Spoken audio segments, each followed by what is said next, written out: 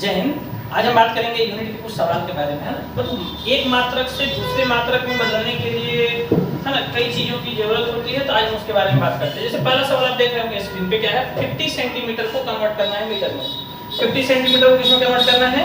Metre में। अब एक बात समझो, सेंटीमीटर से मीटर, तो आपको एक फॉर्मूला पता होना चाहिए, n1 गुना u1 बराबर n2 गुना u2। ठीक है, n1 क्या है? नंबर, u क्या है? यूनिट। जैसे यहाँ नंबर लिखा हुआ है 50, यूनिट u का मान लिखा हुआ है सेंटीमीटर।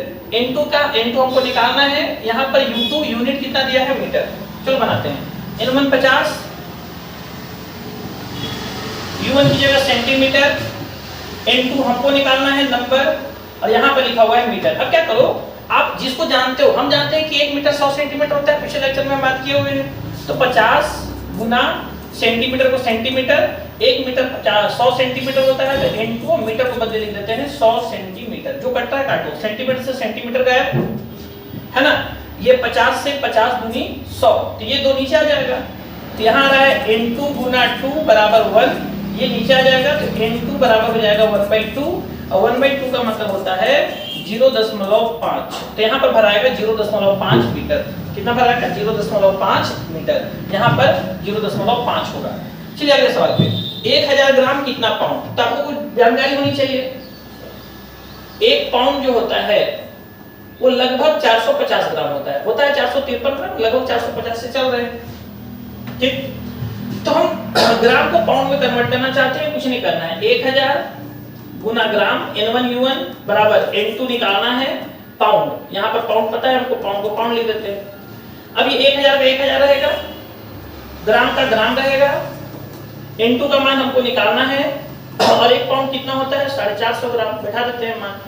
ग्राम ग्राम कट गया, यहाँ से 1 जीरो से 1 जीरो भी कट गया, 45 इधर चला जाएगा, तो यहाँ पे आ गया 100/45, और ये है आपका n2 का मान। काटो आप 5 से, तो 5 से 5 9 45, 5 से 5 20 100, 20/9।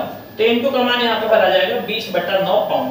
पार्ट की जो भी आएगा वैल्यू वो आप सॉल्व करके देख सकते हैं। ठीक है, अगले सवाल पे आते हैं हम लोग। 120 सेंटीमीटर कितना इंच होता है? आपको डाटा याद होगा। 1 फुट कितना होता है जी? 1 फुट की अगर हम बात करें तो 1 फुट होता है 12 इंच। अब 12 इंच कितना सेंटीमीटर होता है? 30 सेंटीमीटर होता है। तो हम क्या जानते हैं? फुट से संबंध जानते हैं। तो तुम चाहो तो फुट से कंपेयर कर लो पहले। तो पहले हम 120 सेंटीमीटर को फुट में कन्वर्ट कर देते हैं। 120 सेंटीमीटर को हम पहले ये बना लेते हैं कितना फुट होगा। चलो, तो 120 सेंटीमीटर बराबर यहाँ मान लेते हैं x, और यहाँ पर है फुट। तो फुट को क्या लिख सकते हैं? फुट को 1 फुट कितना सेंटीमीटर होता है? 1 फुट होता है 30 सेंटीमीटर। तो यहाँ पे आपका लिखा जाएगा 30 सेंटीमीटर। सेंटीमीटर कट गया, है ना। 30 से यहाँ काटेंगे तो 4 बार में कटेगा, मतलब x का मान आ गया 4। तो हमको ये पता चल गया कि 4 फुट होगा। कितना फुट होगा? 4 फुट। तो हमको अब ये निकालना है कि 4 फुट कितना इंच होगा। बस यहाँ पर इंच है। चलो अब इसको मान लो y, मान लेते हैं y मान लेते हैं। तो यहाँ पर क्या लिखेंगे? 4 फुट बराबर y, और इंच को इंच लिख दो। अब 1 फुट कितना इंच होता है? 1 फुट 12 इंच होता है, तो लिखेंगे 4 गुना 12, यहाँ पर इंच। ठीक है, और y यहाँ पर हो जाएगा इंच कट गया। बड़े वाले को हमेशा छोटे में कन्वर्ट कर दो, जो कट रहा है काट दीजिए। ठीक है ना। यहाँ से तो y का मान क्या आएगा? 48, तो y का मान आ जाएगा 48 इंच। ठीक है, आप इसको डिवाइड करके देख सकते हैं कैसे समझाया गया है। अगला सवाल, 80 किलोमीटर कितना सेंटीमीटर? आपको ये डाटा याद होना चाहिए कि 1 किलोमीटर 1000 मीटर होता है,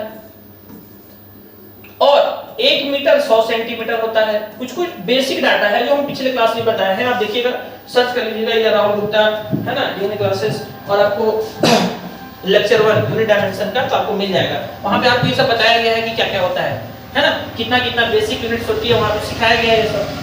तो 1 किलोमीटर 1000 मीटर, और 1 मीटर कितना? 100 सेंटीमीटर। तो अगर हम यहाँ पहले किलोमीटर को क्या बना ले, किलोमीटर को मीटर बना ले, तो बताओ तुम 80 किलोमीटर कितना मीटर हो जाएगा? तो 80 पर 1000, सीधे सीधे बना देते हैं। 80 पर 1000 मतलब 80,000 मीटर, 80,000 मीटर हो जाएगा।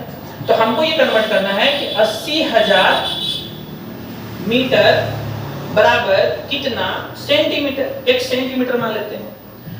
तो 80,000 को 80,000 रहने देते हैं, मीटर को लिख देते हैं 100 सेंटीमीटर बराबर x, और यहाँ पर सेंटीमीटर।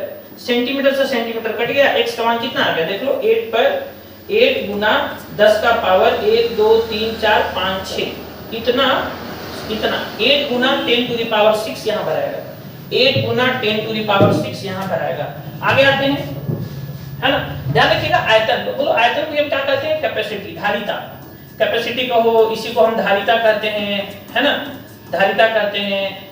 तो ध्यान रखिएगा किसी बर्तन में जब हम कोई लिक्विड या कोई भी चीज रखेंगे तो कितना जगह वो घेर रहा है उसी को हम आयतन कहते हैं। इसका ऐसा मात्रक होता है मीटर क्यूब, कितना होता है मीटर क्यूब, मीटर गुना मीटर, लंबाई लंबाई लंबाई।